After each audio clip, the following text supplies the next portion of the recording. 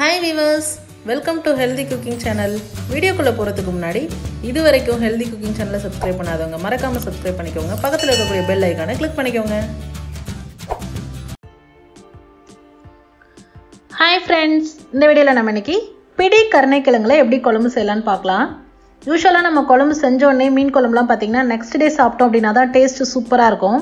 அதே போல தான் இந்த கிழங்கும் நம்ம குழம்பு வெச்சதுக்கு அப்புறமா அடுத்த நாள் வெச்சு சாப்பிட்டோம் அப்படினா அந்த கிழங்குல வந்து அந்த புளிப்பெல்லாம் இறங்கி இருக்கும்போது புளிப்பு காரம் எல்லாம் இறங்கி இருக்கும்போது டேஸ்ட் சூப்பரா இருக்கும். வாங்க எப்படி செய்யலாம்னு பார்க்கலாம். அதுக்கு தேவையான அளவு நான் பிடி கருணைக்கிழங்கு எடுத்துர்க்கேன். அது மேல எல்லாம் மண் இருக்கும், நல்லா கழுவிட்டு எடுத்துக்கலாம். இப்போ மேல காம்பு பகுதியும் கீழ அடி பகுதியும் கட் பண்ணி எடுத்துக்கலாம். இப்போ இந்த கிழங்கு முழுகிற அளவுக்கு தண்ணி சேர்த்துட்டு தேவையான அளவு உப்பு சேர்த்துட்டு இந்த கிழங்கு சில கிழங்குல பாத்தீங்கன்னா கொஞ்சமா நமிச்சல் இருக்கும். அதெல்லாம் போறதுக்காக லைட்டா நம்ம வேக வைக்கும் போதே புளி சேர்த்துக்கிட்டோம் அப்படினா அந்த நமிச்சல் இருக்காது. கொஞ்சமா புளி சேர்த்துட்டு நம்ம இந்த கிழங்கை வேக வச்சு எடுத்துக்கலாம். உடல் சூட்டை குறைக்கக்கூடிய தன்மை இந்த கிழங்குக்கு இருக்கு.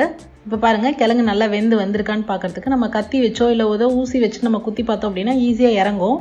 இப்போ கிழங்கு நல்லா வெந்ததுக்கு அப்புறமா அந்த தண்ணியை வடிகட்டிட்டு ஆற விட்டுட்டு அந்த கிழங்குல இருக்கக்கூடிய தோலை நம்ம உரிச்சு எடுத்துக்க போறோம்.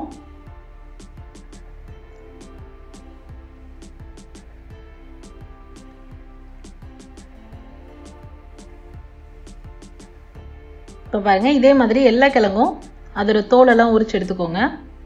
அடுத்ததான் நம்ம குழம்புல அப்படியே கிள்ளி போட்டோம் அப்படின்னா கிழங்கு சீக்கிரமா கரைஞ்சிரும். அதுக்காக நம்ம இந்த மாதிரி கட் பண்ணி எடுத்துக்கலாம்.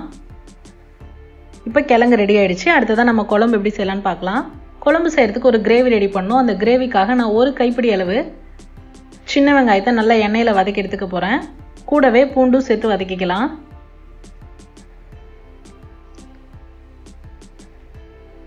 பூண்டும் வெங்காயமும் பாதி அளவு குக் ஆனதுக்கு அப்புறமா கொஞ்சமா கருவேப்பிலை போட்டுக்கலாம்.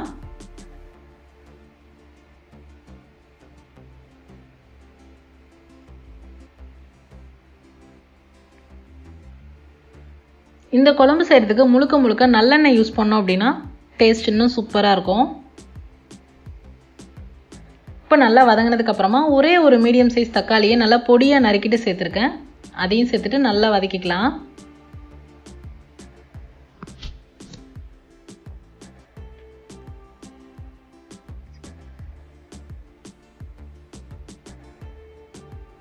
இப்போ பாருங்க தக்காளி நல்லா வதங்கிருச்சு. இந்த ஸ்டேஜில் நம்ம மசாலா பொடியெல்லாம் சேர்த்துக்கலாம். 1/4 டீஸ்பூன் மஞ்சள் தூள், காரத்திற்கேற்ப கறி மிளகாய் பொடி நான் சேர்க்குறேன். உங்ககிட்ட கறி மிளகாய் தூள் இல்லை அப்படின்னா நீங்கள் வந்துட்டு யூஸ்வலாக செய்யக்கூடிய குழம்பு மிளகாய் தூள் போடலாம். அதுவும் இல்லை அப்படின்னா தனி மிளகாய் தூள், தனியாத்தூள், கரம் மசாலா இது மூணும் சேர்த்துக்கலாம்.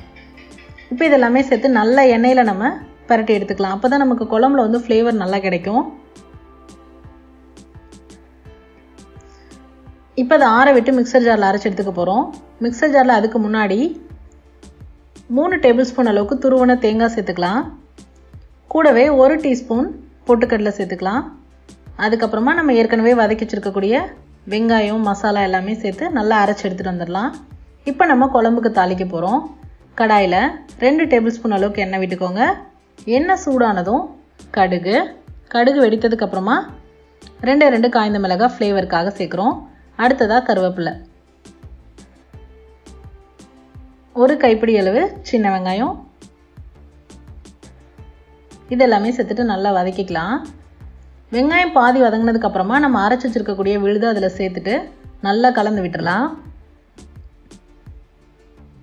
ஸ்டவ் சிம்ல வச்சுக்கோங்க, இல்லாட்டி அடிப்பிடிக்க ஆரம்பிக்கும். இப்போ அது லைட்டாக நல்லா கொதி வந்ததுக்கு அப்புறமா ஒரு எலுமிச்சம்பழம் அளவுக்கு நான் புளி ஊற வச்சு அதை நல்லா கரைச்சி தண்ணியை இதில் சேர்த்துருக்கேன். புளி தண்ணி சேர்த்ததுக்கு அப்புறமா உங்களுக்கு குழம்பு கன்சிஸ்டன்சி பாருங்கள். ரொம்ப திக்காக இருந்தது அப்படின்னா நார்மல் வாட்டர் கொஞ்சம் சேர்த்துக்கலாம். இப்போ நான் அந்த மிக்சர் ஜாரில் அலசிட்டு அந்த தண்ணியை சேர்த்துருக்கேன். ரொம்பவும் குழம்பு தண்ணி பதமாக இருந்தது அப்படின்னா டேஸ்ட் நல்லா இருக்காது. கிழங்குலையும் அந்த குழம்பு வந்து ஒட்டாது. இந்த ஸ்டேஜில் இருந்தால் போதும். பாருங்கள் இந்த அளவுக்கு இருக்கணும். இப்போ நம்ம இந்த குழம்புக்கு தேவையான அளவு உப்பு சேர்த்துட்டு குழம்பு நல்லா கொதிக்க விட்டு எடுத்துக்க போகிறோம்.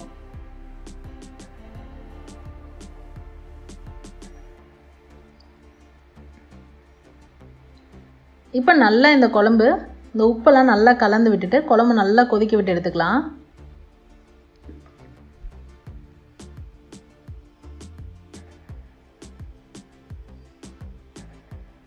குழம்பு கொதிச்சுட்டு அந்த புளியோட பச்சை வாசனைலாம் போனதுக்கப்புறமா நம்ம நறுக்கி வச்சுருக்கக்கூடிய கிழங்கு அதில் சேர்த்துக்க போகிறோம். கிழங்கு சேர்த்துட்டு ஒரு 5 நிமிஷம் ஸ்டவ்வை சிம்மில் வச்சிங்க அப்படின்னா சூப்பரான பிடி கருணக்கிழங்கு குழம்பு ரெடி ஆயிடுச்சு. இப்போ நம்ம இதை உடனே சாப்பிட்றத விட நான் ஏற்கனவே சொன்னது மாதிரி ஒரு நாள் விட்டு அடுத்த நாள் சாப்பிட்டோம் அப்படின்னா அந்த புளிப்பு தன்மையெல்லாம் அந்த கிழங்குல இறங்கியிருக்கும் போது டேஸ்ட் இன்னும் சூப்பராக இருக்கும். அவ்வளோதான் ஃப்ரெண்ட்ஸ், இந்த வீடியோவில் நம்ம இன்னைக்கு பிடி கருணக்கிழங்குல எப்படி குழம்பு செய்யலான்னு பார்த்தோம். ரொம்ப சூப்பரான ரெசிபி. ட்ரை பண்ணி பார்த்துட்டு கண்டிப்பாக உங்களோட கமெண்ட் மறக்காமல் சொல்லுங்கள் ஃப்ரெண்ட்ஸ். இது போன்ற ஹெல்தி ரெசிபீஸ்க்கு மறக்காமல் ஹெல்தி குக்கிங் சேனலை சப்ஸ்கிரைப் பண்ணுங்கள். இந்த வீடியோ உங்களுக்கு பிடிச்சிருந்தா லைக் பண்ணுங்கள், ஷேர் பண்ணுங்கள், கமெண்ட் பண்ணுங்கள். தேங்க்ஸ் ஃபார் வாட்சிங்.